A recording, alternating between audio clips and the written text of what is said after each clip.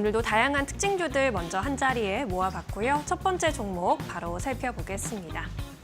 네, 삼성 SDI 열어볼까요? 삼성 SDI의 지난주에 이제 보유 중인 삼성 디스플레이 지분 15.2% 매각을 공식화했습니다. 이 보유 지분은 장부 가치만 10조 원 이상이 되는데 이를 통해서 확보한 자금을 전고체 배터리 등 차세대 기술에 투자할 것이다라는 기대감이 주가에 반영되고 있습니다. 그리고 최근에 메이저 수급 외국인과 기관이 이제 2차 전지 관련 종목을 중심으로 선별 매수에 나서고 있습니다. 이달 들어서 2월 첫 거래일부터 어제까지 순매수 동향을 좀 체크해 보면요. 삼성 SDI를 외국인이 2,700억 원 넘게 매수했고요. 기관도 524억 원 순매수에 나섰습니다. 코스피에서 또 다른 종목 SK이노베이션 역시 657억 원, 487억 원의 외국인과 기관의 수급이 각각 유입이 됐습니다. 코스닥 대표 종목들 소재단에서도 외국인의 매수세가 유입이 됐는데요. 227억 원, 106억 원의 순매수세가 에코프로와 에코프로 BM 쪽으로도 확인이 되기도 했습니다. 이러한 가운데 오늘 특히나 주목받고 있는 건 삼성 SDI입니다. 목표 주가 상향 리포트가 나왔고요. NH투자증권에서 기존 대비 목표 주가를 7% 상향 조정하면서 48만 원까지 끌어올렸습니다.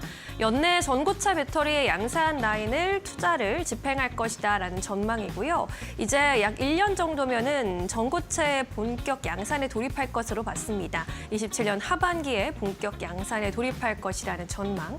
이에 따라서 이 초기 시장 규모는 좀 작겠지만 기술 리더십이 돋보일 것이다라는 분석을 내놓기도 했습니다.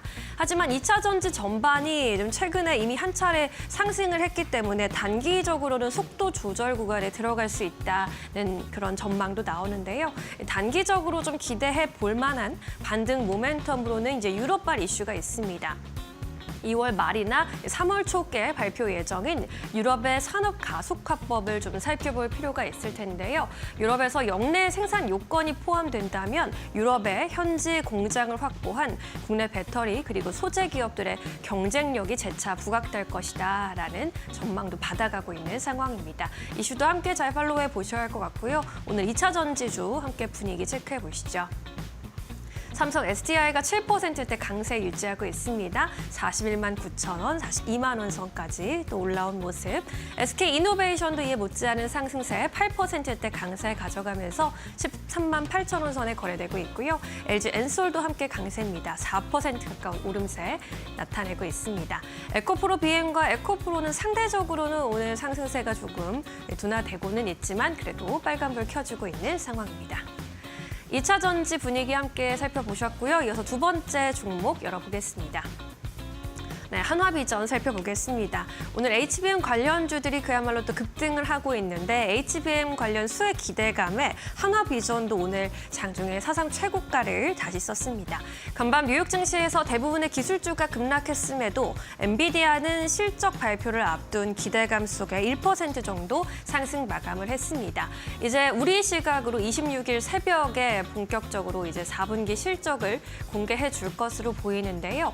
4분기 실적 이제 시장에서는 깜짝 실적을 또 내주면서 AI의 공포에 대한 우려감을 좀 덜어주기를 기대하고 있습니다. 4분기 실적 전망치는 블룸버그 추산 기준으로 매출액은 658억 달러. 이렇게 된다면 전년 대비 70% 성장하는 수준이고요. 주당 순이익은 1.53달러 정도로 시장에서 전망하고 있습니다. 최근에 목표 주가도 상향이 계속되고 있는데 올해 들어서 제프리스에서 275달러, 미즈호에서도 275달러까지 상향 조정한 바 있고요. 최근 엔비디아의 주가는 200달러에 바짝 가까이 올라온 190달러 선에서 거래가 되고 있는 상황입니다. 이런 실적에 대해서 기대치를 쌓아가고 있는 가운데 그리고 낙관적인 전망들, 아직은 저평가 구간에 있다라는 전망들도 들려옵니다. 특히 JP모건에서는 4분기 실적 발표를 앞두고 눈높이가 또 높아질 대로 높아져 있지만 그래도 실적 예상을 또 상회할 것이다라는 전망 내놨고요. 이뿐만 아니라 가이던스 역시나 상향 조정될 가능성이 높다고 봤습니다. 그리고 또 블랙웰의 생산량도 순조롭게 증가했을 것으로 예상이 되고요. 또 제스당 중에 어떤 발언들 내놓을지에 따라서 엔비디아의 주가에도 큰 영향이 있을 것으로 또 나타나고 있습니다.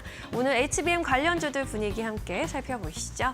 한화비전은 결국 상한가까지 치솟으면서 84,400원까지 올라갔고요. ST의 경우에도 10%대 급등세 연출하고 있습니다. 24,000원 선 가까이 또 올라온 모습.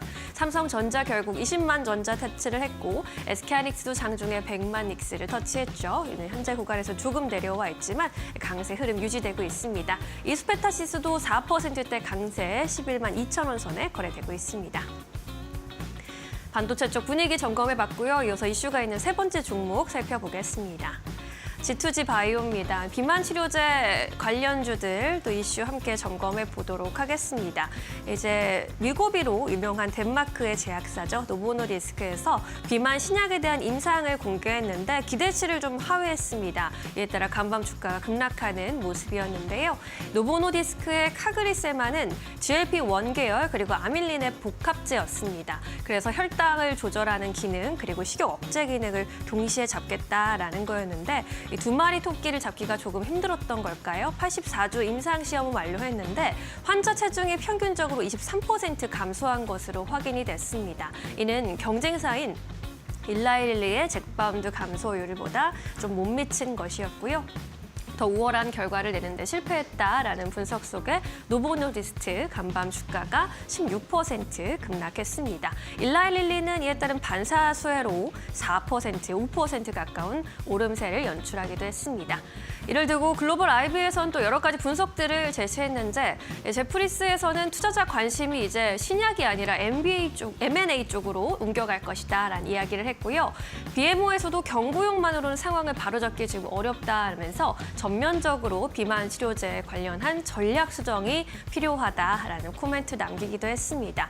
지난 1월에 JP모건 헬스케어 컨퍼런스 때 또 노보노디스크의 수석 부사장의 인터뷰가 여전히 주목받고 있는데 한국 기업들과의 M&A 가능성을 열어놓기도 했습니다. 한국의 AI, 바이오 기술 수준을 높게 평가한다라는 발언을 또 내놓은 바 있기 때문에 우리 기업들과의 시너지가 또 나타날 수 있을지도 시장에서 기대하고 있는 부분입니다.